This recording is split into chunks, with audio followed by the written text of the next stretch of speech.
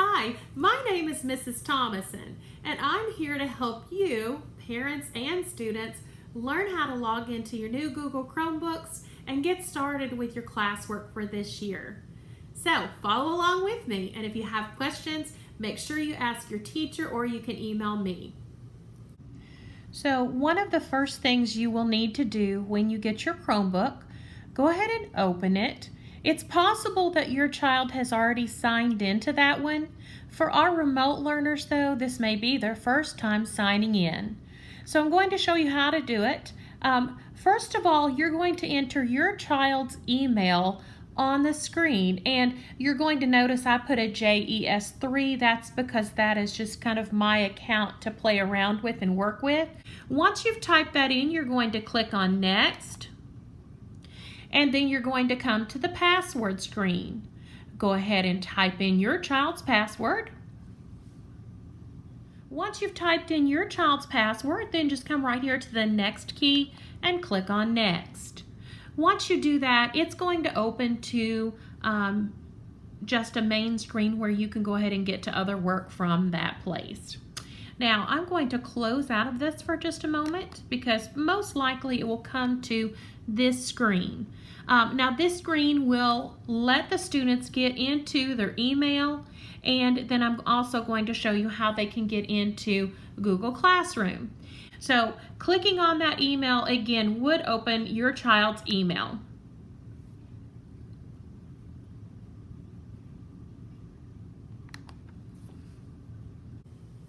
Okay, so right now we are on the email screen, and I just want to remind you that on this email screen, this could be a place where your teacher sends you messages. This would be a place maybe where if you need to meet with your teacher virtually in a video conference, you could do that as well by sending her an email, and then she could send you a link to a Google Meet so that the two of you could actually meet online and she could help you with your work. So I want to alert you to the top corner there. You're going to be looking in the top corner there, and you're going to actually click on that little icon with the 9 dots. That 9 dots is going to open up your different Google apps. And when you open those Google apps, you're going to see the Mail app, you're going to see Google Classroom, and Google Docs. Google Docs you might use for actually typing in documents and sending your teacher a story.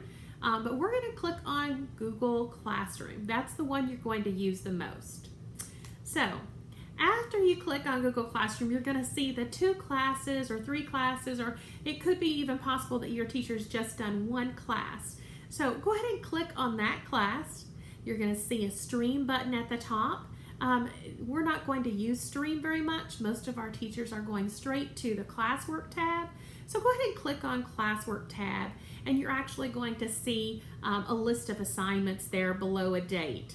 Now, different teachers are going to set this up differently, but I want to show you some different assignments. So we're going to click on that very first reading assignment, and I want you just to click there on the little icon that you see on your screen there on the sidebar, the side of the assignment, and you're going to see that it says, read this week's reading story with your parents or a sibling.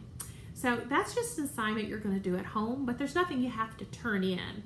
Then we're going to go to the second assignment, Reading 2. You're going to see that it says, please complete the worksheets attached. So what you're going to do is you're going to take your mouse and you're going to actually click on that worksheet. And when you click on that worksheet, you're going to actually see that there's a key at the top that says Open With, and we're going to click on Annotate with Cami, or we could go over to the side there, and the easiest way to do it is go ahead and click on the big blue button that says Open with Cami.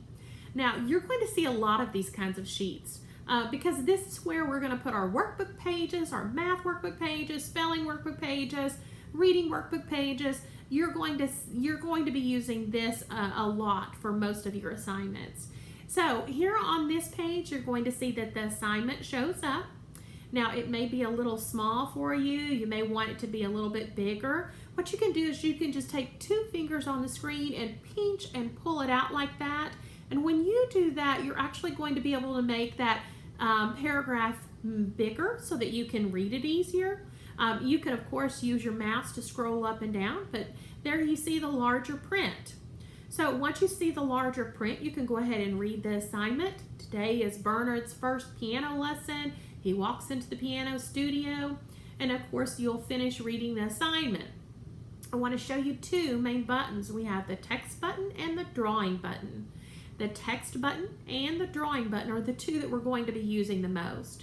First, I'm going to show you the drawing button, and you just click there on the icon on the left that I just pointed to, and you're going to go down, and you can either use your mouse and hold it down, or actually these are touch screens, so you can just take your finger and you can just circle that answer right there on the screen. Now you can use a color to make it show up better, that's fine. Make sure you check with your teacher and find out what she would like for you to do. I know personally I like to see it in a different color because then it doesn't blend in with the writing already on the page. So you're just going to simply put your finger on the page and you're going to circle the answer. So we've circled Bernard and Mrs. Murphy, and that's our answer. Now I'm going to scroll down. I want to show you the other text box feature. So here we have a question: why did the narrator think Jake was mean? Go over and click on the text box and then click right there on the screen, or tap your finger on the screen. And that will allow you to type in an answer now. So you can type a sentence, you can type a paragraph, you can even type in numbers on a math page if you're wanting to put answers down. So go ahead and finish your answer there. And once you've finished your page and you think, well, okay, I think I'm finished now, I think I'm finished with my work, you're going to go right up in that top corner that you see on your screen where the mouse is waving, and you're going to turn in your button, turn in your work. So go ahead and click on the turn in button, and you're going to see a blue button there that says turn in. You're going to click on the turn in button, and that's actually going to turn in your work. Now, say for example, whoa, you realize I forgot to do one at the bottom of the page. You can just click on that unsubmit button, and that puts it right back there so you can finish it. Just don't forget to click on turn in again when you're finished with the assignment.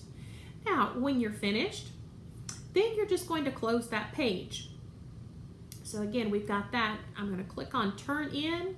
The assignment is turning in now. I've finished everything I need to finish on the page. And again, it says that it's taken care of. So I'm going to go back now. I'm going to go over and click on the arrow to get back into my Google Classroom. And I'm going to show you another type of assignment. Before I do, I want you to look over there where I just circled, and that says turned in. So that lets me know I did get that to the teacher. Now here on the third assignment, you're going to see a different type of assignment here. It says, why was Sarah nervous about starting school? Now, this is a short response, and your teacher is hoping for an answer here. You're going to go up in that top right-hand box. This might just be a way a child is, or a teacher is checking in with you. It could be a way that a teacher just wants to see what you're thinking about a story or what you're thinking about a given topic. You're going to type in your answer in that box that's given.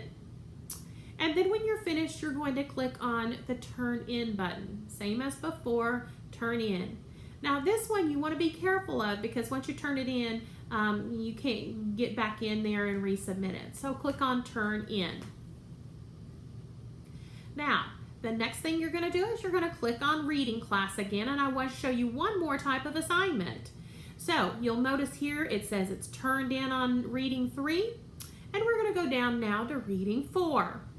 Again, you may not have this many of assignments in a day. You probably won't. But this is just to show you different types of assignments and how you would do those assignments. So this particular one is just a video. You click on the video. Maybe it's a video of the reading story, or a lot of teachers, we're going to be making videos too to actually teach and show you how to do some of the material. So click on the video, watch the video. Okay, so the next thing that we're going to do is we're actually going to go to the 5th reading assignment. And this is a different type of assignment. This is actually what's called an interactive assignment.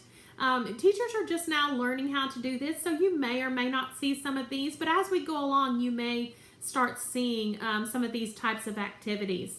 These interactive pages are pages where there may be a box at the bottom, a box to the side, and you have to drag things and drop them and put the answers where they belong. On this particular page, you can see these are the traits of a friend, and I'm going to go to the bottom and I'm just going to pull those traits up and put them right there in the box. Or the next page maybe is a sorted page, and I have words where I have to sort them into different categories and into different columns.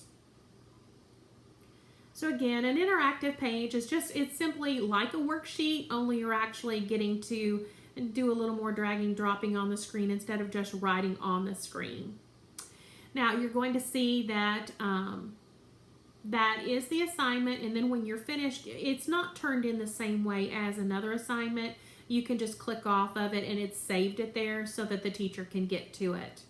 Now, the next thing you're going to notice, I'm going to take you back up to that workbook page that you did just a few minutes ago. I want to show you what happens. You can see over there on the right that it says graded. Once the teacher has checked your work, you're going to see that word graded. You can actually click on it, and then you'll actually be able to see your teacher has checked the page, maybe marked anything that might have been wrong, and then that'll let you know what kind of grade you have. Your teacher might even write a grade on there so you know if there's a grade or if it's just a -1, maybe it was just something she was checking. So I believe that has covered most everything except for our website links. So every Chromebook is going to have these website links when you go to the home button. I'm going to click on a few of ours that we visit the most often. The first one is the AR button. You're going to see that there on your screen. We go to the AR button in order to take AR tests, and so your child's going to be reading at home this year, and they may certainly take these AR tests at home. Your child's teacher will work with you and give you a goal, and so we want to make sure that they are still actively involved in reading other books. Once you click on that site, you will have to continue to the platform, or it may actually go ahead and transition in a few weeks to that new one. You will use your child's login information that's given to you by your child's teacher, and just log in and the child can take a test. We also have IXL here, and again, here is your login page. You're going to type in your student's username and your student's password, and that's given to you again by the teacher. You should have this information from your teacher, and if you don't, you can ask your teacher and just ask her to send that information to you again. So that concludes everything. We have our Google Classroom. We have our websites that we're going to be going to. If there's anything else that your teacher may want you to do, she may just send you a link to it, and then you can actually get to it that way. So hopefully this will help you get started this year on Google Classroom. And parents and students, I wish you well. It's going to be a new challenge for all of us, but please remember, if you have problems when you log into something, the teachers are learning too. We're students this year too. So if something's not working quite right, just talk to your child's teacher. Please remember to show grace. We're learning and we're trying too. Have a good year.